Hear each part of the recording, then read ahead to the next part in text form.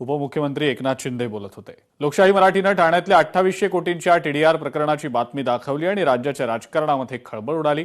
ठाण्यातील 193 एकर जमिनीचा हा वादग्रस्त मुद्दा असला तरी लोकशाही मराठीने ही बातमी दाखवताच ठाण्यापासून ते विधान भवनापर्यंत याचे पडसाद उमटले आणि पुन्हा एकदा ब्रेकिंग न्यूजच्या जंजाळात सामाजिक विषय हाताळून ते धसास लावणाऱ्या लोकशाही मराठीच्या बातमीची दखल ही राज्यकर्त्यांना देखील घ्यावीच लागली आणि खऱ्या अर्थानं लोकशाही जिंकली आणि ठाणेकरांचे 2800 कोटीही वाचले।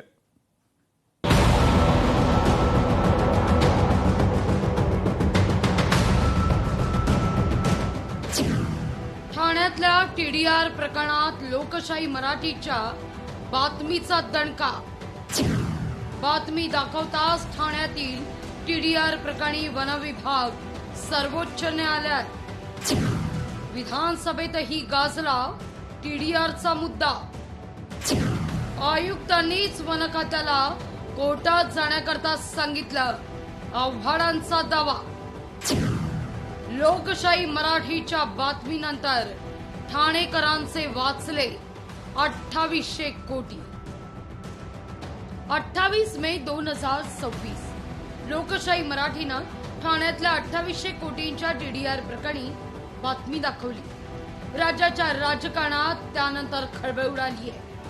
ठाण्यातील 193 एकर जमिनीचा हा वादग्रस्त मुद्दा असला तरी लोकशाही मराठीनं ही बातमी दाखवताच ठाण्यापासून ते विधान भवनापर्यंत याचे पडसाद उमटले आणि पुन्हा एकदा ब्रेकिंग न्यूजच्या जंजाळात सामाजिक विषय हाताळून ते धसास लावणाऱ्या लोकशाही मराठीच्या बातमीची दखल राज्यकर्त्यांना घ्यावीच लागलीय आणि खऱ्या अर्थानं लोकशाही जिंकलीय। ठाणेकरांचे 2800 कोटी वाचले। ठाण्यातील संजय गांधी राष्ट्रीय उद्यानाच्या पायथ्याशी असलेल्या चितळसर मानपाडा इथल्या सुमारे 193 एकर जमिनीचा वाद आहे। राज्य सरकार आणि डी दयाभाई अँड कंपनी यांच्या जमिनीच्या मालकीवरून 1975 पासून वाद झाला। राज्य सरकारनं 1975 मध्ये ही जमीन वन उद्देशांकरता संपादित करण्याचा प्रस्ताव ठेवला होता। दरम्यान ठाणे महापालिकेनं विकास आराखड्यातील जवळपास 100 एकर जमिनीवर उद्यान आरक्षण ठेवलं। याचा आधार घेत डी दयाभाई अँड कंपनीनं 2018 मध्ये विकास हस्तांतरण हक्कांची मागणी केली। याला तत्कालीन ठाणे महापालिका आयुक्त आणि शहर विकास विभागानं एप्रिल 2019 मध्ये प्राथमिक मंजुरी दिली। विविध तांत्रिक कारणं आणि मंजुऱ्यांअभावी विद्यमान महापालिका आयुक्त सौरव राव यांनी हा प्रस्ताव रोखून धरला। त्यानंतर महापालिकेच्या विरोधात कंपनीनं उच्च न्यायालयात धाव घेतली। या प्रकरणात उच्च न्यायालयानं कंपनीच्या बाजूनं निकाल देत संबंधित जमीन खासगी कंपनीच्या मालकीची असल्याचं स्पष्ट केलं।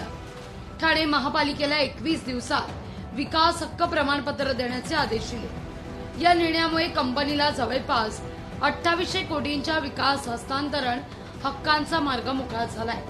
मात्र हरित क्षेत्र कायम ठेवण्याचे निर्देश हे असल्यानं त्या मोबदल्यात कंपनीला जवळपास 2800 कोटी मूल्याचे टीडीआर हे मिळणार आहे।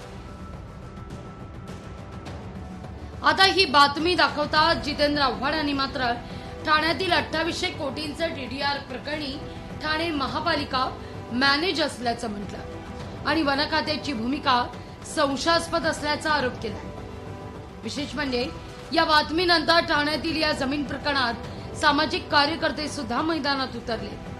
त्यांनीही टीडीआर देण्याला विरोध करत ठाणे पालिकेला पत्रव्यवहार केला। टीडीआर उनको नहीं दिया जा सकता क्योंकि सेंट्रल गवर्नमेंट ने forest department climate control central government की एजेंसी है, उन्होंने इसको इको सेंसिटिव जोन डिक्लेयर किया है। इको सेंसिटिव जोन्स में अकॉर्डिंग द लॉ कोई भी टीडीआर इशू नहीं किया जा सकता है। उसके बावजूद टीएमसी ने फैक्ट्स हाईकोर्ट्स में भी छुपाया, सुप्रीम कोर्ट में भी छुपाया और बिल्डर के फेवर में काम करके उसको 2800 करोड़ का लगभग टीडीआर देने की घोषणा कर दी है, जो हेवी लॉस है, रेवेन्यू लॉस है गवर्नमेंट ऑफ महाराष्ट्र का। इसके अगेंस्ट में हम लोगों ने ये इशू उठाया है। हम लोगों ने सब डिपार्टमेंट को लेटर लिखा है और वेरी सुन हम लोग इसमें सुप्रीम कोर्ट में एसएलपी में जा रहे हैं। कोर्ट को फैक्ट नहीं बताया, फ्रेंडली मैच खेला है बिल्डर और टीएमसी थाना म्युनिसिपल कॉर्पोरेशन के जो भ्रष्ट अधिकारी लोग हैं वो फ्रेंडली मैच खेले हैं इनके साथ, और सुप्रीम कोर्ट और हाई कोर्ट दोनों को इन्होंने सच बात नहीं बताई। यानंतर बरोबर 31 मेला या प्रकरणात वनमंत्री गणेश नाईक यांनी भाष्य केलं आणि या प्रकरणाची माहिती घेऊन बोलू असं म्हटलं। एकीकडे हे सारं सुरू असताना तिथं लोकशाही मराठी मात्र बातमी दाखवणं काही थांबवत नव्हतं। अखेर ठाण्यातील टीडीआर घोटाळ्याप्रकरणी ठाणे महापालिकेचं ॲफिडेव्हिट लोकशाही मराठीच्या हाती लागलं आणि वनविभागाला अंधारात ठेवून ठाणे महापालिकेनं कंपनीला परस्पर टीडीआर दिल्याचा उल्लेख त्यात सापडला। त्याच दरम्यान 11 जूनला एक मोठं यश लोकशाही मराठीच्या बातमीला मिळालं आणि ठाण्यातील 2800 कोटींच्या टीडीआर घोटाळ्याप्रकरणी मोठी अपडेट समोर आली। सुप्रीम कोर्टात जाण्याकरता वनविभाग वेटिंगवर असल्याची सूत्रांची माहिती मिळाली। याचिका दाखल करण्याकरता वनविभाग विधी आणि न्याय विभागाच्या मंजुरीच्या प्रतीक्षेत असल्याची आता सूत्रांची माहिती आहे। ठाणे महापालिकेकडून डी दाबाई कंपनीला टीडीआर देण्याआधी मंजुरी मिळणार का, हा मुद्दा सुद्धा या बातमीनंतर लोकशाही मराठीनं मात्र लावून धरला। दुसरीकडे आव्हाड मात्र या मुद्द्यावर बोलतच होते। ठाण्यातील टीडीआर खूप मोठा स्कॅम आहे, मंत्रालय स्तरावरून लोक या घोटाळ्यात सहभागी झाले आहेत, हा आव्हाड यांनी दावा केलाय। मंत्रालय स्तरावर पण या स्कॅम मध्ये लोक सहभागी झालेले आहेत। ठाणे महानगरपालिका देखील ह्याचा पण ह्याच्यात समावेश आहे, असं करताच येत नाही। आणि महासभा अस्तित्वात असताना, जनरल बॉडी अस्तित्वात असताना कमिशनरला कुठल्याही कायद्यान्वये स्पेशल पॉवर्स नाही आहेत की ते स्वतः जाऊन हे काही करू शकतात। त्यांना महासभेची परमिशन घेणं अत्यावश्यक होतं, ती कुठलीही परमिशन त्यांनी घेतलेली नाही। गणेश नाईक प्रमुख दोषी आहेत। ही लढाई चालू असताना गणेश नाईकांनी कुठल्याही प्रकारचं सर्वोच्च न्यायालयात जाण्यासाठी हट्ट धरला नाही, गेले नाहीत। अखेर लोकशाही मराठीच्या या बातमीचा पुन्हा एकदा इम्पॅक्ट झाला आणि ठाण्यातील टीडीआर प्रकरणी वनविभाग सर्वोच्च न्यायालयात जाणार असल्याचं निश्चित झालं। वनमंत्री गणेश नाईकांनी तर या सगळ्या संदर्भात तसे ठाणे पालिकेला निर्देशच दिले। कोर्टामध्ये जाण्याकरता वन विभागाने परवानगी दिलेली आहे आणि वन विभाग सुप्रीम कोर्टामध्ये जाईल।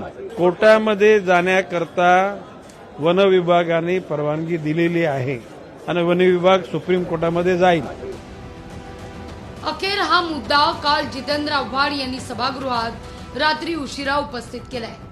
ठाण्यातील टीडीआर घोटाळ्यावर विधानसभेत चर्चा झाली आहे। पालिकेला काय घाई लागलेली होती सेटलमेंट करायची, हा सवाल उपस्थित करत फॉरेस्ट ऑफिसर अनिता पाटील यांचं पत्र मिळालं असल्याचं आव्हाड म्हणतात। आयुक्तांनीच वन खात्याला कोर्टात जाण्याकरता सांगितलं असं देखील आव्हाडांचं म्हणणं आहे। महानगरपालिकेला एवढी काय घाई लागली होती? काय घरचं लग्न होतं का त्यांच्या, की जाऊन सेटलमेंटचा काय ते कन्सेंटम वगैरे, आपला लिगल भाषा येत नाही, आपण कमी शिकलेलो लॉ मध्ये। कन्सेंटम म्हणे आम्ही साईन करून आलो। अरे कशासाठी? सरनाईक साहेब, मला काल अनिता पाटीलचं पत्र मिळालं। अनिता पाटील हे फॉरेस्ट ऑफिसर आहेत आपल्या इथे येऊरला, आणि त्यांनी असं सांगितलंय त्या कमिशनरला, पत्र लिहिलं आयुक्त ठाणे महानगरपालिका, की तुम्ही टीडीआर इश्यू करू नका, आम्ही कोर्टात जाणार आहोत त्या टीडीआरच्या बाबतीत। म्हणजे मजेशीर गोष्ट आहे का? हेच आयुक्त महोदय 6 पत्र पाठवून झालेली वन खात्याला की तुम्ही कोर्टात जा, हे अडचणीत येणारं प्रकरण आहे। वन खात्याने, म्हणजे जो आतमधला रिपोर्ट आहे तो असा आहे की वन खात्याने लॉ अँड ज्युडिशियरीला अनेक वेळा परमिशन मागितली की आम्हाला सुप्रीम कोर्टात जाऊ दे, हायकोर्टाच्या विरोधात। पण आता मात्र ठाणेकरांचे लोकशाही मराठीच्या या बातमीनं 2800 कोटी वाचले, हे सगळ्यात महत्वाचं आहे। लोकशाही मराठीच्या बातमीनंतर झोपी गेलेले किंबहुना झोपेचा सोंग घेतलेला प्रशासन। लोकशाही मराठी ऐका, पहा, जागरूक रहा।